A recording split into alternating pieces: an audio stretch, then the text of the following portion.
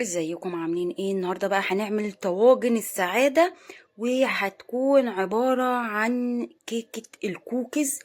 طعمها خطير جدا. بنجيبها بتتباع دلوقتي في الكافيهات او بنجيبها من بره باسعار هائلة. هنعملها في البيت بطريقة سهلة جدا ومكونات بسيطة. يلا بينا نبدأ في الكيك. معانا اول حاجة كده كوباية من الدقيق مؤقتا، هنزود عنها نص كوباية من الزبدة، تلت كوباية من السكر، ومعلقة كبيرة من النشا، معلقة صغيرة من القهوة سريعة الذوبان، وهناخد معلقة صغيرة من البيكنج باودر، ومعانا عسل اسود هناخد منه معلقة، وفانيليا باودر وفانيليا سايلة. حابين تختاروا نوع واحد براحتكم خالص، وبضاية. بس يلا بينا نشتغل في وصفتنا. نوسع كده الطريق ونبدأ نشتغل في وصفتنا اللذيذة البسيطة اللي هتعجبكم جدا وهتعجب الولاد كمان. اول حاجة هنشتغل فيها هي السكر. السكر ده ممكن يكون تلت كوباية من السكر البني بس. طب لو مفيش سكر بني احنا بقى هنتصرف، هنعمل سكر بني، هنعمل بديل السكر البني.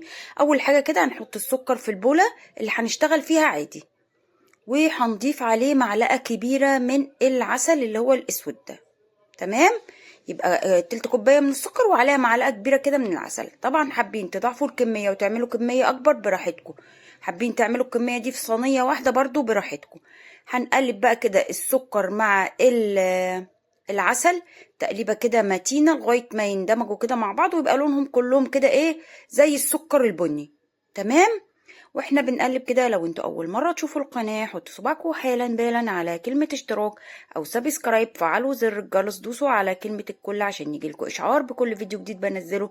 والناس اللي مشتركين ما تنسوش اللايكات والشيرات، ويلا حطوا اللايك حالا بالا وشيروا لاصحابكم واقعدوا في الفيديو للاخر، وما تعملوش تخطي للاعلانات عشان ما زعلش منكم، ولا تغيروا المحطة ولا تروحوا في اي حتة. هنقلب بقى كده زي ما انتوا شايفين السكر مع العسل، وكده احنا عملنا سكر بني لذيذ امور صنيور. ان السكر البني مش كل الناس متوفر عندها، واسعاره بصراحة بتكون اغلى من السكر الابيض، فاحنا بنعمل سكر بني اهو. ماله، بصوا نفس الشكل ونفس اللون وكل حاجة، مش بيفرق في الطعم خالص. تمام كده. هنبدأ بقى بعد كده نضيف الزبدة، نص كوباية من الزبدة. الزبدة دي في درجة حرارة المطبخ شايفينها طرية، ما تسيحوهاش في الميكروويف ولا على النار ولا حاجة. يعني لو انتوا حاطينها في التلاجة تطلعوها قبلها بشوية كده تبقى طرية في نفس القوام اللي انتوا شايفينه ده. تمام كده. هنبدأ بقى نقلب السكر مع الزبدة تقليبة كده متينة، ونشوف هنعمل ايه بعد كده. اهو شايفين بقى هننزل كل كمية الزبدة كده اللي عندنا، ونبدأ بقى نقلب الزبدة مع السكر مع العسل ده تقليبة متينة لغاية ما يبقى سائل. جيت انا اعمل بهذا الكلام دوخني والزبدة دخلت جواه وكلام من ده، فهعمل بعد كده بالمعلقة العادية، هتظبط الكلام وهتظبط القوام وكل الكلمات كل الكلمات.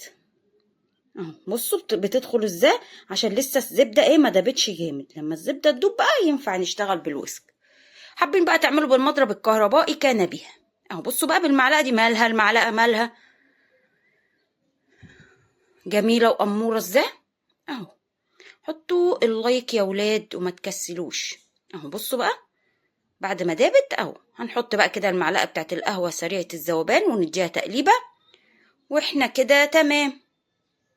اهو خلاص نبدأ بقى نضيف البضاية. هنحط بضاية واحدة بس يا ولاد اهو، وهنحط معاه طبعا انا هحط فانيليا باودر وسايلة. حابين تحطوا ده لوحده تمام، حابين تحطوا ده لوحده تمام. انا هحط الاتنين علشان بحس ان الفانيليا الباودر بتدي ريحة، الفانيليا السايلة بتدي طعم، فنحط الميكس بقى مع بعض وناخد طعم وريحة. ولا ايه؟ قولوا ايه. حطينا كده البضاية والفانيليا بقى، نبدأ نقلب كل هذا الكلام مع بعضه. اهو شايفين ازاي. هلاقي بقى طبعا هنا القوام بقى بصوا ملخبط كده ومفركش، اديله ضربة بالويسك خلاص. كل هذا الكلام هيتلم ويبقى تمام ولوز اللوز. حطوا اللايك يا ولاد، ما تكسلوش ما تكسلوش، حطوا اللايك اول ما تدخلوا كده، تروحوا ضاربين اللايك ومكملين الفيديو. ويلا اعملوا الولاد حاجة حلوة كده في البيت بتكاليف اقل من بره بكتير وهيتبسطوا منها. تمام كده. اهو نزلنا بقى كده كمية الزبدة والبيض والسكر مع بعضيهم. هنبدأ بقى نقلب بالويسك كده عشان نلم الفركشة والفرافيت اللي انتوا شايفينها دي، هتتلم بقى كده ضربة متينة بالويسك وتمام قوي كده. ولوز اللوز حلو قوي كده. تمام يا ولاد، بس حلو قوي كده، كفاية بقى كفاية. بتعملي ايه مش عارفة. المهم كده يعني بصوا عشان اظبط الكلام هنحط بقى معلقة كبيرة كده من النشا اهو. حلو قوي كده يا ولاد. تمام تمام التمام اهو. هبدأ بقى انزل الدقيق ده، دي كوباية من الدقيق وعليهم رشة من الملح. هنحط الاول معلقة صغيرة من البيكنج باودر. الكوباية دي هتوصل معانا الكوباية ونص بالتقريب، ممكن اكتر ممكن اقل، طبعا كل واحد حسب نوع الدقيق بتاعه. وهنظبط هتشوفوا القوام اللي احنا محتاجينه وتضيفوا الدقيق علشان لغاية ما توصلوا يعني للقوام اللي انتوا هتشوفوه في الاخر. حطيت كده الكوباية عشان انا عارفه ان انا هاخد تاني، بس انا بحط كوبايه مؤقتا كده ابدا بيها، واضيف بقى الدقيق واحده واحده. نشمر بقى كده مش هنعجن، هنلم زي ما انتوا شايفين كده، نقلب ونلم العجينه. طبعا ان ده مش يعني مش حاجه محتاجه عجن يعني، فهنقلب كده ونلم ونقلب. طبعا هنلاقي العجينه سايحه هنزود زيت، لقينا العجينه مسكت مننا قصدي هنزود دقيق. لقينا العجينه سايحه زي ما انتوا شايفين كده هنزود دقيق. لقينا العجينه جامده يعني قوي نحط معلقه زبده بس. بس هو ده الكلام اهو. شفتوا جبت حبه دقيق وهضيف واحده واحده بقى واقلب زي ما انتوا شايفيني كده بالراحه، ما نستعجلش في اضافه الدقيق زي ما احنا بنقول كالعاده في اي حاجه بنضيف لها دقيق واحده واحده، وكل واحد حسب نوع الدقيق بتاعه. حطوا اللايك يا اعزائي المشاهدين. حلو قوي كده. تقليب تقليب تقليب. شايفين ازاي بقى يا ولاد؟ بصوا بقلب كده، ادخل الزبده قصدي يعني المكونات السايله مع المكونات الجافه، ونظبط بقى العجينه واحده واحده كده. ولو سامعين حاجات واشياء ومشياء كالعاده بعتذر. اهو هكمل بقى كده، ولقيت محتاج هضيف لها دقيق لغايه ما نوصل للقوام اللي انتوا شايفينه ده. شايفين القوام اهو، عجينة طرية مش بتلزق في الايد وتمام ولوز اللوز.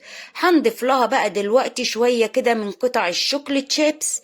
ممكن تحطوا شوكليت شيبس ابيض، ممكن تحطوا شوكليت شيبس ميكس ابيض وشوكولاتة. انا هحط شوكولاتة بس ما لقيتش، كنت عايزة احط ميكس بصراحة ما لقيتش. ممكن تحطوا قطع شوكولاتة بيضة عادية اللي هي بتاعة المطبخ دي ماشي، بس انا هحط كله النهاردة يعني الشوكولاتة اللي انا هضيفها شوكليت شيبس بني اهو. شايفين اهو بس كده اهو. بصوا بقى يا ولاد بقى هنحط كده حبه كده معتبرين عشان لسه هنحط تاني. فايه نقلب بقى. لقينا لسه حاسين كده العجينه فاضيه والشوكليت شيبس مش باينه فيها ومش واضحه، نحط حبه كمان. وبرضو بعتذر لكم مره اخرى عن الدوشه اللي شغاله وقرفانه دي يا اعزائي يا اصحابي وصحباتي اهو. تمام قوي كده ولوز اللوز يا ولاد. بصوا بقى اهو بانت الشوكولات شيبس كده والقطع بتاعت الشوكولات شيبس باينه. يبقى احنا كده شغالين تمام ولوز اللوز. حابين تعملوا الكيكه دي في طواجن زيي تمام، حابين تعملوها في صينيه وتكون بس صغيرة على حجم العجينة تمام. انا معايا هنا طواجن دهنها بدهنة كده بسيطة من الزبدة، وهاخد قطعة كده من العجين بتاعي وافردها كده تكون طبقة رقيقة، واحاول ان انا اعمل لها اطراف تطلع لفوق كده عشان الحشوة بتاعتي ما تطلعش بره الكيك اهو. بصوا شايفين بحاول اطلع لها حروف كده من على حرف يعني اطلع لها كده حروف عند الطاجن وتبقى باينه كده وواضحه.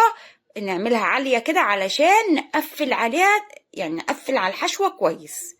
شايفين يا ولاد حلو ازاي؟ طبعا بفردها كويس جدا، ما نخليش حته تخينه وحته رفيعه. وطبعا هنحط اساسا طبقه سميكه لان احنا ضايفين بيض، ضايفين بيكنج باودر، فالحاجات دي كلها هتنفخ معانا. تمام كده اهو. شايفين ازاي بقى يا ولاد؟ هشوف كده الحتت اللي محتاجه ان انا ازود لها كده في الاطراف دي كده اللي احنا عاملينها، هزود. لقيتها تمام ومظبوطه خلاص ابدا بقى اضيف الحشوه بتاعتي. نجيب بقى الحشوه بقى بتاعتنا، هنحشيها بشوكولاته قابله للدهن. انا عملت في ايه في الشوكولاته القابله للدهن؟ فكيتها شويه بسيطه كده في الميكرويف من غير اي اضافات. ف براحتكم بقى خالص، حابين تفككوها تحطوها وهي ماسكه كده عشان هي كانت متماسكه.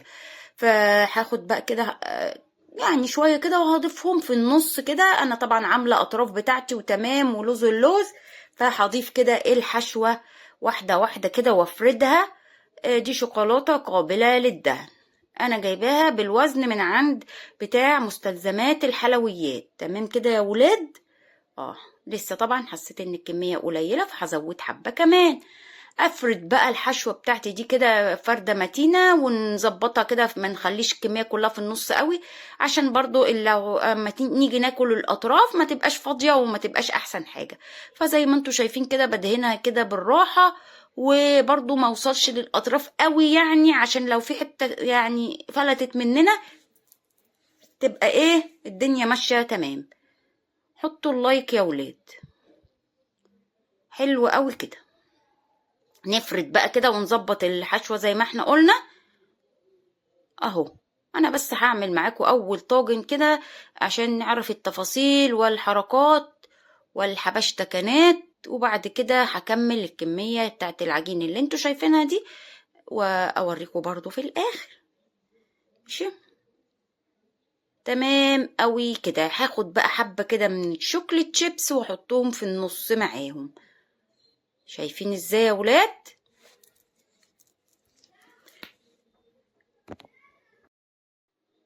شايفين بقى ضفنا حبه كده حلوين من الشوكليت شيبس، وهفرد كده العجينه على ايديا زي ما انتوا شايفين كده قطع، وهحطها فوقها لان انا لو حطيتها وفردتها الحشوه اللي احنا حاطينها دي هتبظ وتلظ وتبهدل الدنيا اهو. بصوا بحط كده واحاول اقفل الاطراف مع يعني الطبقه اللي تحت مع اللي فوق من خلال الاطراف اللي احنا كنا سايبينها لفوق دي. بس كده هنضيف بقى حبه من الشوكليت شيبس وندخلها على فرن سخن على درجه حراره 180 لغايه ما الحروف بتاعتها كده تحمر، وانزلها تحت واطفي من تحت واشغل لها الشوايه. وهتشوفوا دلوقتي الجماليات والطعميات. بصوا الاول كده حطينا حبه كده من الشوكليت شيبس. هعمل بقى طاجن كمان زي ده وواحد كمان صغير. بصوا كل ده من كوبايه ونص من الدقيق. شايفين بقى يا ولاد؟ وبضاية واحدة ما زودتش عنها اي حاجة، وتبقى لذيذة وحلوة وكمية حلوة واقتصادية في نفس ذات الوقت. حطوا اللايك يا ولاد اهو. بصوا عملت دول اهو بقى ادخلهم الفرن. واحنا كده بعد ما طلعوا خلصنا وصفتنا البسيطة. جربوها قولوا لي رأيكم في الكومنتات. ما تنسوش اللايكات والشيرات. واقول لكم سلام.